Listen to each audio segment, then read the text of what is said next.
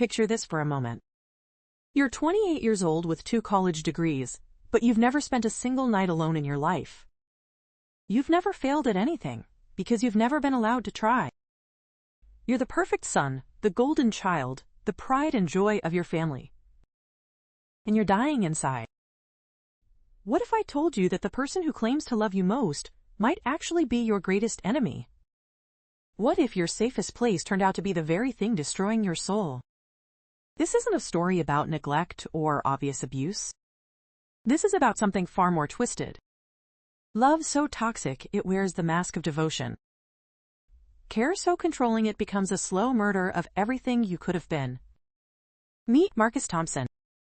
He's sitting in a job interview right now, sweating through his perfectly pressed shirt. His phone buzzes for the 3rd time in 10 minutes. The interviewer notices and raises an eyebrow. Marcus excuses himself with a nervous smile. Honey, did you remember your allergy medication? And that supplement for your anxiety? The news said there's flu going around downtown. Maybe you should just come home. That's Helen, Marcus's mother. She's called him 3 times during a 30-minute interview. The interviewer is already making mental notes about red flags. Marcus returns to his seat, but the damage is done. This is his life. A life where he's 28 but treated like he's 8. Where his mother knows his schedule better than he does. Where every decision gets filtered through her fears first. From the outside, people see the perfect mother and son relationship. Helen drives him everywhere because she worries about traffic accidents. She handles all his paperwork because she doesn't want him stressed. She opens his mail to help keep him organized. She's even memorized his class schedule better than he has. Neighbors actually envy their bond. But here's what they don't see. Marcus has never held a job longer than 3 months. Not because he's incompetent, but because Helen always finds something wrong with every workplace. The boss is too demanding. The commute is too dangerous. The coworkers seem sketchy. There's always a reason to quit. And Marcus, trained since childhood to trust her judgment over his own, always agrees. Tonight at dinner, Marcus makes a mistake. He mentions he might take a weekend trip with some college friends. Helen's fork freezes halfway to her mouth. The temperature in the room seems to drop 10 degrees. Sweetheart, you know how you get when you're away from home? Remember what happened at summer camp? Marcus falls silent immediately. We don't know what happened at summer camp yet. But the way Marcus shrinks into himself tells us everything we need to know. Whatever it was, Helen has turned it into a weapon. The weekend trip is never mentioned again. This is how the cage works.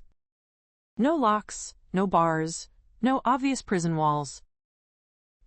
Just the constant, gentle pressure of fear, wrapped in love. Let me show you how deep this goes. Marcus gets another job interview.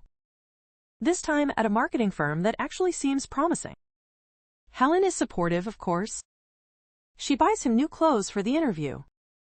Expensive ones, but with patterns that make him look like he's heading to elementary school, not a boardroom. She packs him lunch in his old cartoon lunchbox because it's more environmentally friendly.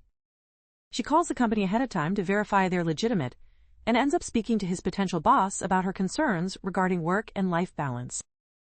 And then she shows up.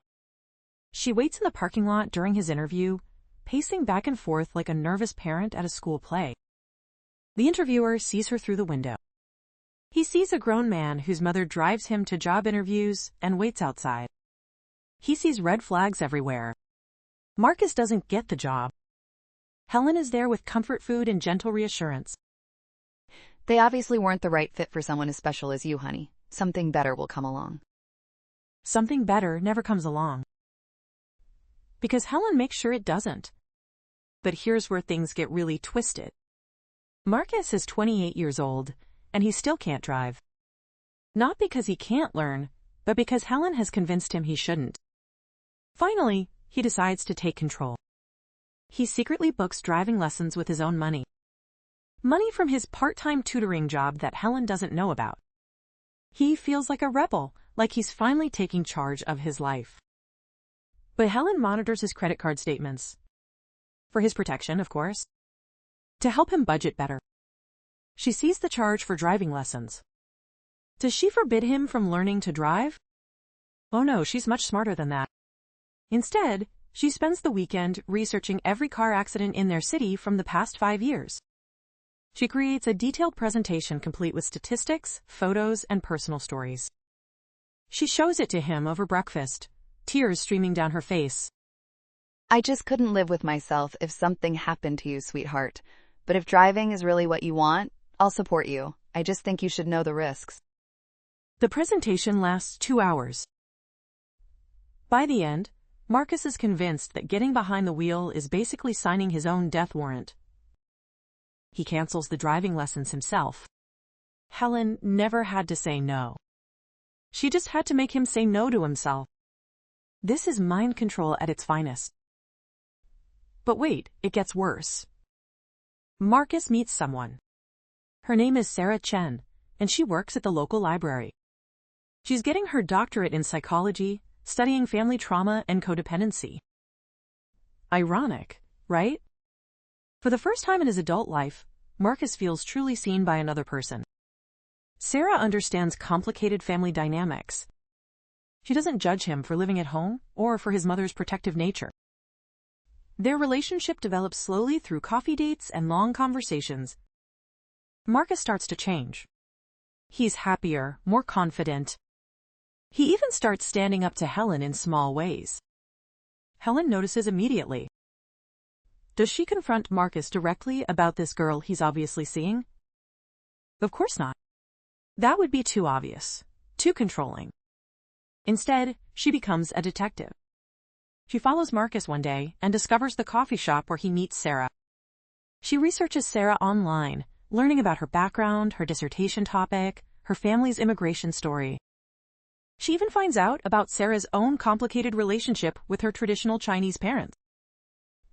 Armed with this information, Helen makes her move. She arranges to accidentally bump into Sarah at the coffee shop. What follows is a masterclass in manipulation disguised as motherly concern. Oh, you must be Sarah. Marcus has told me so much about you. He's such a special boy, so sensitive. Did he tell you about his episodes? No? Well, he wouldn't want to worry you. Helen pauses, letting that word sink in. Episodes. I just think it's important you know what you're getting into. He's never been able to handle rejection very well. The last time a girl broke up with him, well, let's just say we had to involve professionals. None of this is true. Marcus has never had episodes. He's never needed professional help after a breakup. But Helen delivers these lies with such genuine concern, such motherly worry, that Sarah believes every word. Sarah goes home that night thinking she's gotten involved with someone who has serious mental health issues and an unhealthy codependent relationship with his mother. She starts pulling away, making excuses not to see him.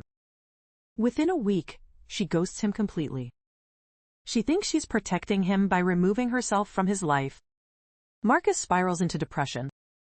He doesn't understand what happened, why Sarah suddenly disappeared. Helen is right there, with soup and comfort, and gentle reminders that the outside world just doesn't understand people like them. I tried to warn you, sweetheart. People out there, they don't have pure hearts like ours. They'll hurt you if you let them get too close. Marcus learns to trust his mother's judgment even more. After all, she was right about Sarah, wasn't she? This pattern continues for years. Every opportunity destroyed before it can bloom. Every relationship poisoned at the root. Every chance at independence quietly eliminated. But Marcus is about to discover something that will change everything. At 29, while helping Helen organize old files, Marcus stumbles across something he was never meant to see. A manila folder labeled Marcus Important Documents. Inside, he finds a detailed record of every intervention Helen has made in his life. Job applications that were redirected to her email and never forwarded to employers. College rejection letters she wrote herself on fake letterhead. Records of phone calls to potential employers, warning them about his mental instability. A medication log documenting anxiety pills she's been secretly crushing into his food for the past 3 years. And then he finds the recordings. Helen has been recording his private phone conversations, including the ones with Sarah. She knew exactly what to say to drive Sarah away, because she had listened to every intimate conversation they shared. Marcus sits on his childhood bedroom floor, surrounded by evidence of his mother's systematic destruction of his life. Each discovery triggers memories that finally make sense. Summer camp when he was 12. He had called home because he missed his family. Normal homesickness for a 12-year-old. Helen drove 4 hours to pick him up immediately, telling the counselors that Marcus was having severe anxiety attacks and needed specialized care. His first girlfriend in high school. Helen had researched the girl's family, discovered they were struggling financially, and then threatened to expose some minor tax irregularities unless they kept their daughter away from Marcus. His college roommate, who requested a room transfer after just 2 weeks. Helen had been calling the housing office daily, reporting noise violations and inappropriate behavior that never actually happened. His first real job that ended after he allegedly told his supervisor he was having thoughts of self-harm. Marcus had never said any such thing. But Helen had called the office anonymously, claiming to be a concerned family friend. Every single opportunity, every relationship, every chance at normal adult development. All of it systematically destroyed by the person who claimed to love him most. Marcus finally understands what Helen really is. She's not a protective mother. She's a predator who feeds on his dependence. But why would a mother do this to her own child? The answer lies in Helen's own broken past. Helen lost her mother when she was 12 and was raised by an emotionally distant father who saw her as a burden. Her only source of love was her younger brother David. David died in a car accident when he was 19, leaving Helen completely alone in the world. When Marcus was born, he became Helen's entire universe. Not because she loved him, but because she needed him. Every person Helen had ever loved had left her. Death, distance, or abandonment. Marcus would be different. Marcus would never leave. Marcus would need her forever. Every protection was actually prevention. Every intervention was actually sabotage. Helen wasn't protecting Marcus from the world. She was protecting herself from the possibility of losing him. Armed with this knowledge, Marcus confronts his mother. The conversation happens in their kitchen, the same place where Helen has served him countless meals and countless lies. Marcus places the folder of evidence on the table between them. I don't know what you think you found, but I can explain everything. You've been drugging my food. You've been sabotaging my job applications. You've been destroying my relationships. I was protecting you. You're not like other people, Marcus. You're sensitive. You need special care. I needed to grow up. I needed to make mistakes and learn from them. I needed to become an adult. You are an adult. You're my adult son who lives safely at home with people who love him.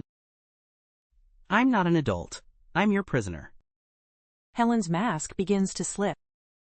After everything I've sacrificed for you, I gave up my entire life to take care of you. I never remarried, never had other children, never pursued my own dreams. I never asked you to do that. You didn't have to ask. That's what mothers do. We sacrifice everything for our children.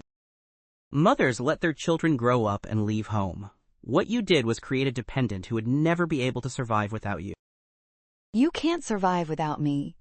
Look at what happened with that job, with that girl. The world chewed you up and spit you out. Because you made sure it would. You set me up to fail so I'd always need you. And then Helen plays her final card. The ultimate manipulation. The threat that has controlled Marcus his entire life. If you leave me, I'll have nothing left to live for. Is that what you want? To be responsible for your mother's death? For 29 years, this threat would have worked. Marcus would have crumbled, apologized, and stayed. But something has changed in him. Maybe it's the evidence of Helen's systematic manipulation. Maybe it's the realization that his entire life has been built on lies.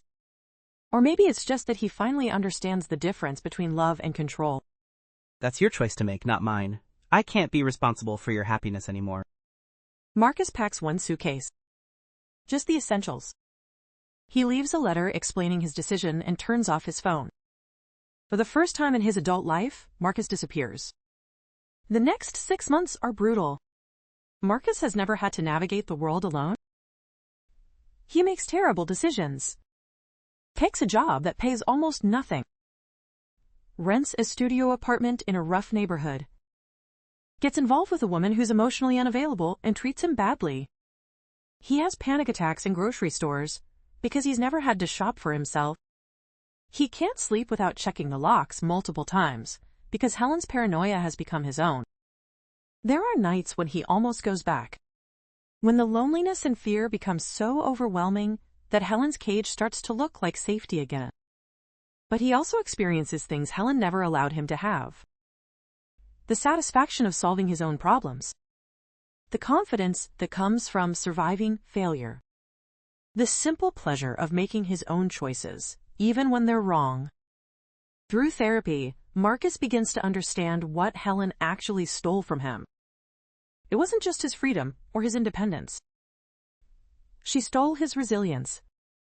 Every challenge she prevented made him weaker, not stronger. Every problem she solved robbed him of the chance to develop his own problem-solving abilities. Every risk she eliminated left him less capable of handling uncertainty. Helen thought she was protecting him from harm. But she was actually preventing him from developing the tools he needed to handle life's inevitable difficulties. A year after leaving, Marcus returns to his childhood home. Not to stay, but to finally have the conversation he should have had decades ago. The house looks exactly the same, but somehow smaller. Helen has aged dramatically in just 12 months. She's developed agoraphobia, rarely leaving the house. Her fears, no longer projected onto Marcus, have turned inward and consumed her. They sit in the living room, where Marcus spent so many years watching Helen make decisions for his life. I just wanted to keep you safe. I know, but you kept me so safe I almost died inside. I don't know how to live without taking care of you. You'll have to learn, just like I'm learning how to live without being taken care of. It's not a happy reunion. There's no dramatic forgiveness scene. Helen doesn't suddenly understand the damage she's caused. Marcus doesn't miraculously heal from 29 years of psychological control. But there is truth between them, for the first time. And sometimes truth is more valuable than happiness. Here's what this story teaches us about the psychology of overprotective love. It's not actually about protecting the other person. It's about protecting yourself from the pain of potentially losing them. Helen didn't love Marcus. She loved the idea of never having to grieve him. She loved the feeling of being needed, of being essential to someone's survival. She loved the control that came disguised as care. Real love is terrifying because it requires letting go. It means watching someone you cherish make mistakes, get hurt, even fail spectacularly, and trusting they'll find their way back to themselves. It means having faith in their ability to survive and thrive without you. When you prevent someone from experiencing natural consequences, you don't create safety. You create fragility. When you solve all their problems, you don't show love. You show a fundamental lack of faith in their capabilities. The cruelest prison isn't built with bars. It's built with good intentions, guilt, and the addictive comfort of never having to face the unknown. Every parent, every partner, every friend faces this choice. Will your love be a launching pad or a landing strip? Will it give someone wings or clip them before they learn to fly? The question you need to ask yourself tonight is this: who in your life might be loving you to death? And perhaps more importantly, whose freedom might you be stealing in the name of love? Thanks for staying with me through this dark journey into the heart of toxic protection. If this story hit close to home, hit that like button and let me know in the comments. Subscribe to Gold and Thorns for more stories that dig deep into the messy reality of human nature. If you want to support this channel, there's a QR code in the bottom right corner, or check the links in the description to make a donation. You'll also find links to other series exploring the beautiful disasters we call human relationships. Until next time, remember that sometimes the most dangerous love comes wrapped in the prettiest packages. Take care of yourselves, and I'll see you in the next story.